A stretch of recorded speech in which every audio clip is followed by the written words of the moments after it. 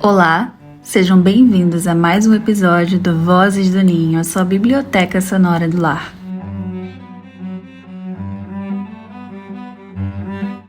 Hoje a nossa conversa será sobre educação. Porém, talvez o que tenha vindo à sua mente no momento em que eu falei educação seja livro, currículo, alguns materiais. Porém, a nossa conversa hoje será um pouco mais além, um pouco mais profunda que isso. Meu nome é Luíse Torres e nós falaremos hoje sobre os fundamentos do lar que educa.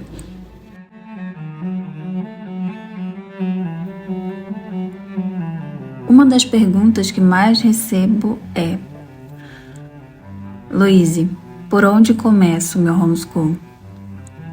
Por onde começo a ensinar o meu filho na educação domiciliar?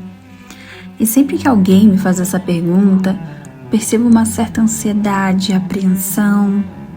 E normalmente a pessoa espera que eu indique um currículo, um material, uma lista de livro, um cronograma, mas quase nunca é a minha resposta algo relacionado a isso. Na verdade, eu costumo responder algo que percebo que muitas vezes até decepciona. Comece pelos fundamentos. E é sobre isso que nós vamos falar hoje. Nós vivemos em uma cultura que nos acostumou a acreditar que educação é transmitir conteúdo. Se a criança aprender matemática, português, ciências, história, latim, pensamos e concluímos que ela está sendo educada. Mas Charles Mason nos convida a fazer uma pergunta muito mais profunda e a enxergar em lugares que talvez não tenhamos enxergado ainda. Quem essa criança está se tornando? Quem eu estou formando? E essa é uma pergunta completamente diferente, porque uma criança pode aprender muitas informações.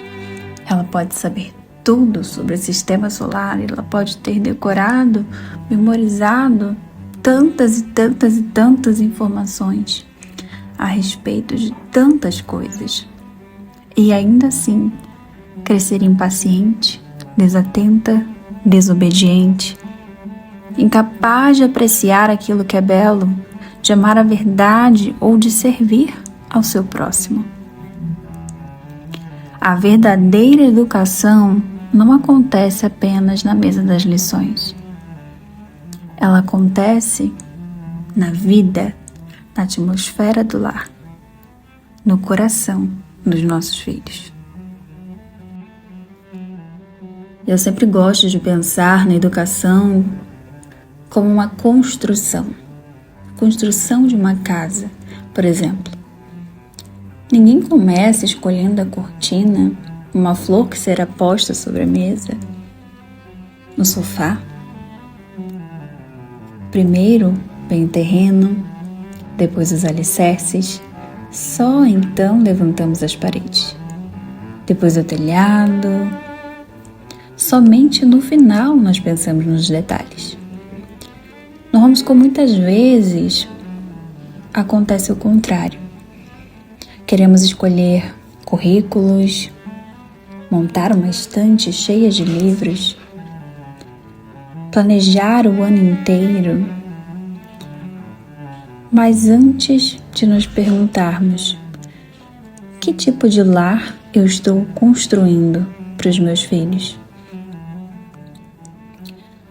porque o primeiro ambiente educativo não é a sala de estudos, não é a mesa montada com um lindo banquete, não são os vários livros lidos, não são as tantas informações que meu filho consegue guardar em sua memória, os vários poemas que ele consegue memorizar. É a casa como um todo. É a família, é a mesa do café, é a forma como os pais conversam entre si com seus filhos, é a maneira como essa família resolve os conflitos, é o silêncio, a música que toca, a ordem, a alegria, o descanso. É ali que a educação começa. E ela também começa na falta de tudo isso. Porque mesmo quando eu penso que não estou ensinando nada ao meu filho, eu estou ensinando algo. Porque a atmosfera do lar, a vida, educa.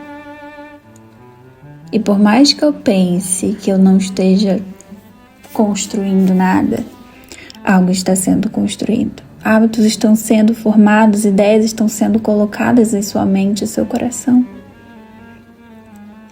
Então, se não há ordem, se há brigas, se os conflitos são resolvidos com gritos, se há tristeza, se há um trabalho desenfreado, se há murmuração, reclamação, eu também estou educando. E eu costumo dizer que o primeiro fundamento é a vida espiritual.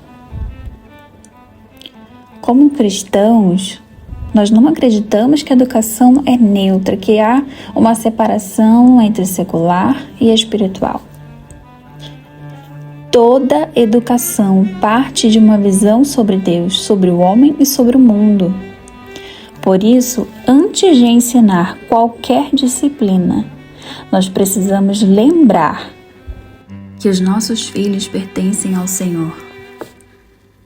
Na educação deles, nós somos meros cooperadores e instrumentos nas mãos do Senhor. Que a Bíblia não é apenas uma matéria, uma disciplina da rotina. Ela é a lente através da qual nós aprendemos a enxergar toda a realidade. Quando lemos uma boa história, quando observamos uma flor, um pequeno inseto, quando estudamos astronomia, quando ouvimos uma bela composição clássica, estamos descobrindo algo da beleza, da ordem e da sabedoria do Deus que criou todas essas coisas. Nossa tarefa não é apenas preparar crianças para uma profissão, é conduzi-las ao conhecimento de Deus e ao amor por aquilo que é verdadeiro, bom e belo. Quais são os nossos valores como família? Qual é a nossa visão enquanto família, como cristãos? Como faremos e conseguiremos pôr tudo isso em prática dentro do nosso lar, dentro da educação que nós pretendemos dar aos nossos filhos? Tudo isso nós precisamos pensar, colocar em oração diante do Senhor. E tudo isso precisa fazer parte dos fundamentos, do alicerce que sustentará a educação dos nossos filhos. Outro ponto é a atmosfera. E talvez para algumas pessoas possa ficar um tanto quanto abstrato essa palavra, atmosfera do lar. O que se trata da atmosfera do lar? Charlotte Mason escreveu uma frase muito conhecida e falada, onde ela diz que a educação é uma atmosfera, uma disciplina e uma vida. E ela não estava dizendo que a atmosfera educa sozinha, não. Mas ela nos lembrou quanto ela importa. Existe paz na nossa casa? Existe respeito, gentileza, alegria? Tempo para conversar? Há beleza em nosso lar?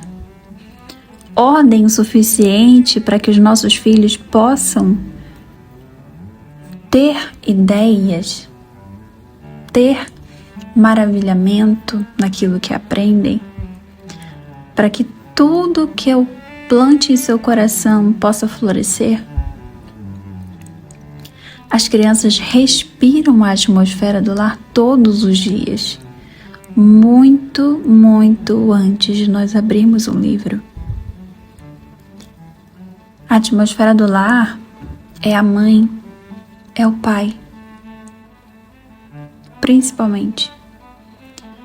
Porque é a mãe e o pai que irá conduzir todo o lar, toda a atmosfera de si mesmos e do lar, da rotina, da casa.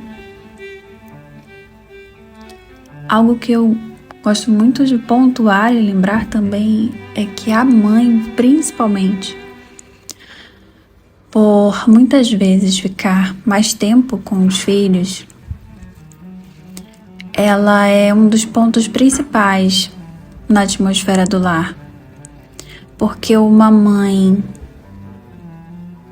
exageradamente estressada, cansada da rotina, cansada de tudo, uma mãe que não consegue pôr ordem em si mesma, uma mãe que já está tão cansada que acorda e vive o dia deixando com que ele aconteça como deve acontecer. Entendam que nada disso é um ataque à mãe, mas um lembrete de que você é uma das principais fontes de onde teus filhos absorvem ideias, absorvem a educação. E talvez a mãe, por pensar muito no currículo, por pensar muito nos livros, na escolha dos livros, esqueça desse ponto que é crucial. Esqueça de si mesma, que ela precisa estar em ordem, ela precisa transmitir beleza, ela precisa transmitir respeito, gentileza, alegria, porque nós somos o espelho para onde eles olham. Nós somos a direção para onde eles olham e pensam: é para lá que eu estou indo. Então eu sempre gosto de fazer com que a mãe pense: como está a atmosfera do meu ser? Porque se não houver uma atmosfera agradável, firme, em Deus sobretudo, na mãe, na própria mãe, não haverá nenhum tipo de atmosfera do lar que seja sustentável. Porque ele começa em nós, ele começa em você. E por mais que isso seja talvez doloroso de ouvir, seja um confronto para você nesse momento, ele é necessário porque ele nos traz para o real propósito e nos traz para o eixo. Onde eu devo estar nesse momento? Outro ponto são os hábitos. E não há como estabelecer uma rotina de estudos, estabelecer um homeschool agradável, que seja eficaz e eficiente, sem uma rotina de hábitos. E se existe algo que transforma uma família, são os hábitos. Na sua vida prática, na rotina, na vida em comum. Porque os hábitos fazem aquilo que a força de vontade jamais conseguiria sustentar por muito tempo. Charles costuma dizer que a educação é a formação de hábitos e a formação de hábitos é a educação. Isso é tão verdadeiro, porque Como eu disse, não há como eu desejar que meu filho fique sentado fazendo suas lições, ou que ele pelo menos faça isso com alegria, sem que eu tenha trabalhado nele hábitos que sustentam essa prática. Hábitos de atenção, de obediência, de terminar aquilo que começou, guardar os brinquedos, falar a verdade, agradecer. Essas pequenas coisas que muitas vezes são negligenciadas formam muito mais do que apenas rotina, do que apenas um modo de fazer as coisas, um modo de seguir, de viver a vida. O hábito forma os nossos filhos como pessoa. Ele forma o caráter dos nossos filhos. E isso é muito maior do que pensar em um currículo. Porque, novamente, se eu não pensar nesse fundamento, se eu não pensar nos hábitos, a chance de que meu currículo, todo o planejamento que montei, todos os materiais que separei, todos os livros, todos os cursos que fiz, sem esse fundamento, sem os hábitos, a chance de isso ser eficaz, de tudo isso entrar de fato no coração e na mente do meu filho, é praticamente nula. Existe outra expressão de Charles Mason que eu amo, que são as ideias vivas. E nós vivemos cercados por informações, mas informação não transforma ninguém. Uma ideia viva, sim. Ela desperta, ela nos encanta, ela nos move, ela permanece. Ela forma uma impressão em nosso cérebro. Por isso, encha a sua casa de boas histórias, poesia, boa música. Contemplem juntos obra de arte. Aprendam juntos a apreciar uma obra de arte. Saiam para caminhar ao ar livre, observem os pássaros, conheçam as árvores, conversem juntos à mesa. Leiam em voz alta. Permita que seus filhos convivam com aquilo que é excelente, com aquilo que é bom, belo, verdadeiro. É isso que alimenta uma mente. Antes de pensar no currículo, nos materiais que eu vou utilizar, o que eu posso fazer para que o meu lar, para que a atmosfera do meu lar seja repleta de ideias vivas? Os livros fazem parte, sim. A escolha da boa literatura, livros com ilustrações belas, livros que despertem o encantamento, o maravilhamento em meu filho, livros que despertem nele a curiosidade, a vontade de sair para a rua, de viajar o mundo, descobrir as coisas, de explorar a natureza, de observar aquilo que Deus fez. Sim, os livros são importantes na formação das ideias vivas. Mas uma simples conversa no café da manhã é capaz de formar uma impressão na mente do meu filho para toda a sua vida.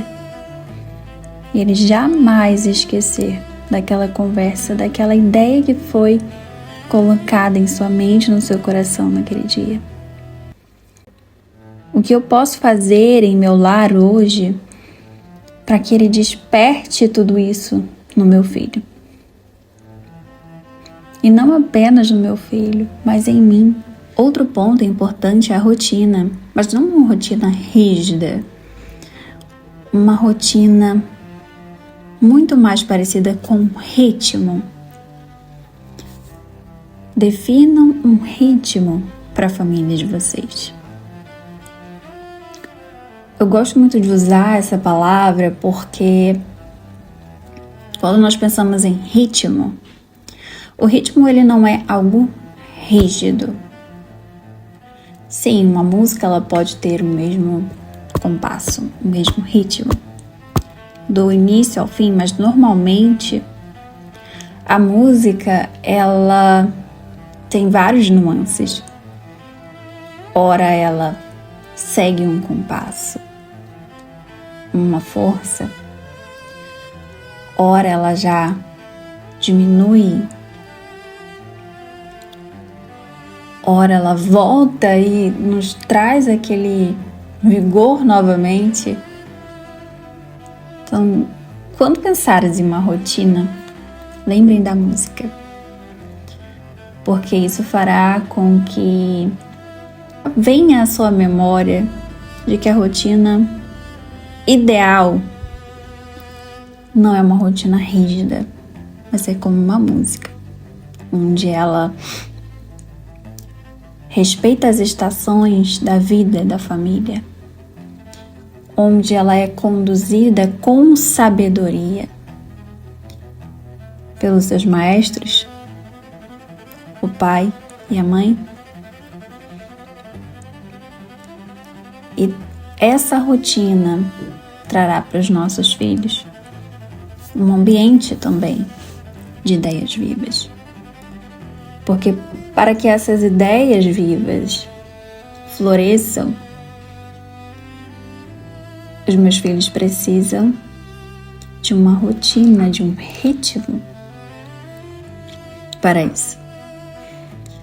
Tempo de trabalhar, tempo de descansar, tempo de ler, de brincar, de estar ao ar livre, tempo de silêncio. O ritmo da casa comunica segurança para as crianças, para os nossos filhos, para nós. E o currículo vem depois. Perceba que eu não estou dizendo que o currículo não importa. Ele importa sim. Livros importam muito. Planejamento importa. Materiais também. Mas eles não ocupam o primeiro lugar. Quando os fundamentos estão firmes, escolher um currículo se torna muito mais simples. E eu sempre falo isso. Mas quando nós tentamos construir a casa começando pelo telhado, tudo fica pesado. O fardo fica muito pesado. E logo começam a vir as dúvidas e será que eu deveria mesmo estar fazendo isso? Será que não era melhor deixar os meus filhos na escola? Será que não era melhor eu voltar a ser como estávamos antes e estava bom? Começam a vir tantos pensamentos sufocantes à nossa mente, ao nosso coração. Porque o que era o principal, o que era o essencial, o que eram as primeiras coisas, não vieram primeiro. E se você está começando a educação domiciliar, se você está pensando em tomar as rédeas da educação dos seus filhos, até mesmo no after school, talvez você esteja preocupado em encontrar um método perfeito. Talvez você esteja pesquisando listas de livros. Talvez você esteja perdido no Instagram, com dor de cabeça de tanto ver vídeos de materiais, de faça isso, faça aquilo, não faça isso, não faça aquilo. Comprando currículos e enchendo o seu computador de pastas e mais pastas de materiais que você nem sabe por onde começar a usar. Permita-me hoje te fazer um convite. Antes de organizar a estante, organize a cultura do seu lar. Antes de montar a sala de estudos e o cantinho tão bonito, cultive uma atmosfera de paz. Antes de planejar todas as disciplinas, forme hábitos. Antes de pensar em desempenho, pense em caráter. Antes de ensinar muitas informações, ofereça aos seus filhos uma vida rica em ideias vivas. Porque no fim das contas, nossos filhos talvez não se lembrem de cada página que estudaram, mas se lembrarão da paz do nosso lar, das histórias lidas, da música que nós colocávamos de manhã ou de tarde, das conversas em volta da mesa durante as refeições, da alegria e da beleza que aprenderam a enxergar e, acima de tudo, se lembrarão que cresceram em um lar, em uma casa, uma família, onde Deus era apresentado a eles, onde Deus era servido e conhecido. Obrigada por caminhar comigo neste episódio.